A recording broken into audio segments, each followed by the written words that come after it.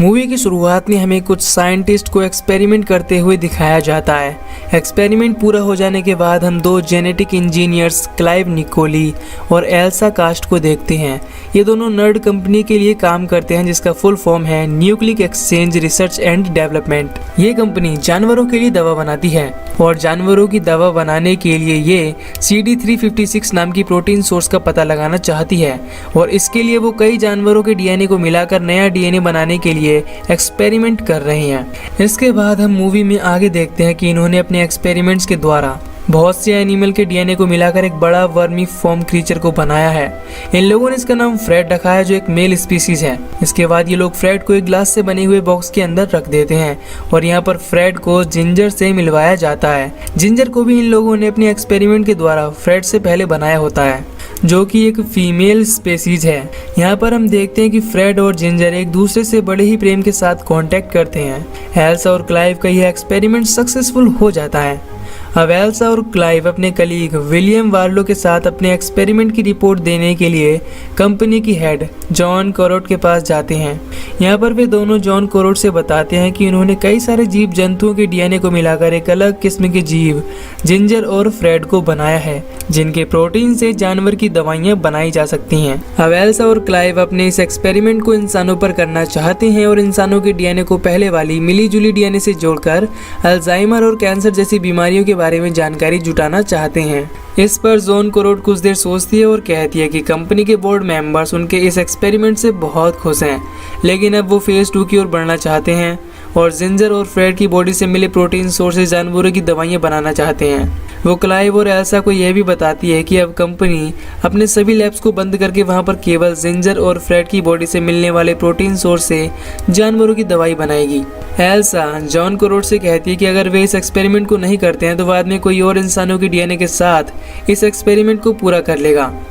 इस पर जॉन कोरोट इनसे कहती है कि फिलहाल में अभी उन लोगों को जानवरों की दवाइयों को बनाकर मार्केट में उतारने पर फोकस करना चाहिए और अगर वो इसमें सक्सेसफुल रहे तो बाद में वो इस एक्सपेरिमेंट को इंसानों पर भी ट्राई कर लेंगे।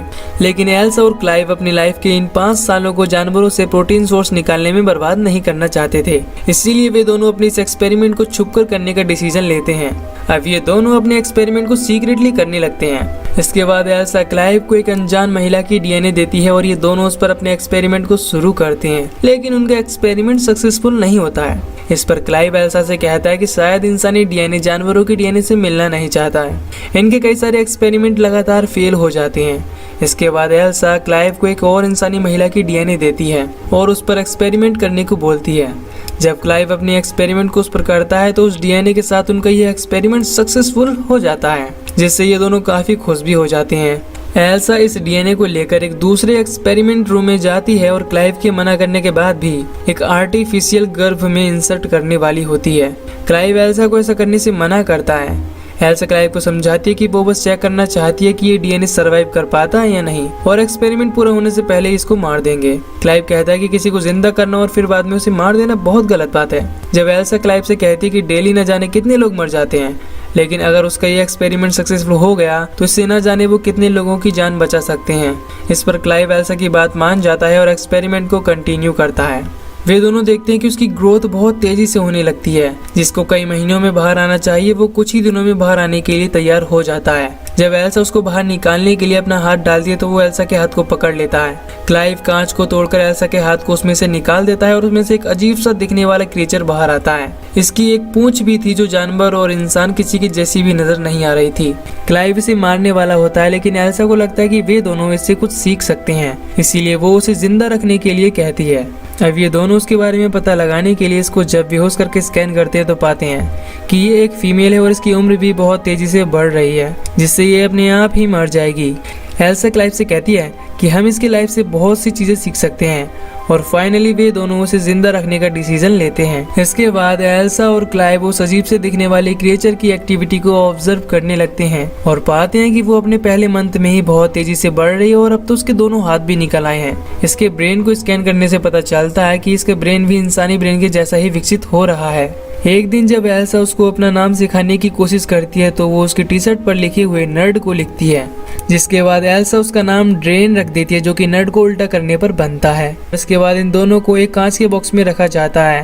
लेकिन जैसा कि हमने मूवी की शुरुआत में देखा था कि जब इनको एक साथ रखा गया तो इन्होंने एक दूसरे के साथ अच्छे से कांटेक्ट बनाया था, लेकिन यहाँ पर सब कुछ उल्टा हो जाता है। ये दोनों एक दूसरे पर अटैक करने लगते हैं, जिसकी वजह से ये दोनों एक दूसरे को ही मार डालते हैं। इसे देखकर यहाँ पर आए हुए सभी लोग डर जाते हैं। इसके बाद हम एल्सा और क्लाइव को बोर्ड मीटिंग में देखते हैं और यहाँ पर वो बताता है कि जिंजर जो कि एक फीमेल थी, उसके अंदर कुछ हार्मोनल चेंज आने के कारण उसका जेंडर चेंज हो गया था और वो अपने आप ही फीमेल बन गई थी। और जब दोनों मेल को एक साथ रखा गया था तो दोनों ने एक दूसरे को मार दिया। एल्सा फिर से अपने एक्सपेरिमेंट को करने को बोलती है, लेकिन उन दोनों का ये एक्सपेरिमेंट फेल हो जाने की वजह से उन दोनों को एक्सपेरिमेंट करने से मना कर दिया जाता है और किसी भी तरह से CD356 नाम के प्रोटीन सोर्स को ढूंढने के लिए बोला जाता है।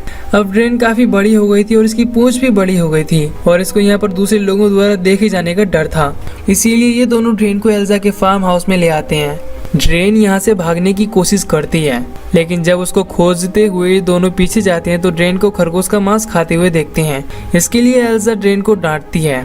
अब ये दोनों ड्रेन पर नजर भी रख रहे हैं और प्रोटीन सोर्स को खोजने के लिए कंपनी में भी काम कर रहे हैं।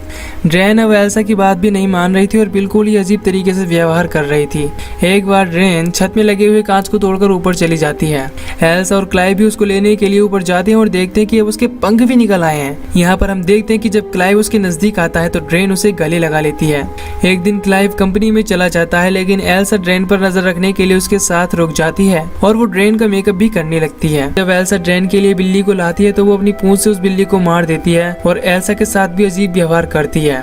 जब ड्रेन वहाँ से भागने वाली होती है तो एल्सा उसको बेहोश करके बांध देती है और उसकी पूंछ को काट देती है ताकि वो उन्हें नुकसान न पहुंचाए। जब क्लाइव आता है तो उसे ये सब ठीक नहीं लगता और वो ड्रेन को खोल देता है।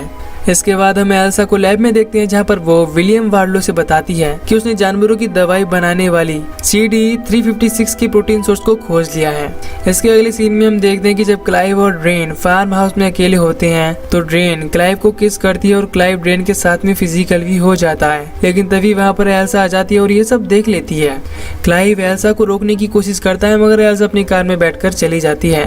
क्लाइव एल्सा से मिलने के लिए आ जाता है और वो इस बात के लिए सॉरी बोलता है। यहाँ पर एल्सा क्लाइव से बताती है कि ड्रेन में CD356 पदार्थ मौजूद है जो जानवरों की दवा बनाने के लिए चाहिए था। इसके बाद जब ये दोनों फार्म हाउस पर जाते हैं तो देखते हैं कि ड्रेन अब मर रही है।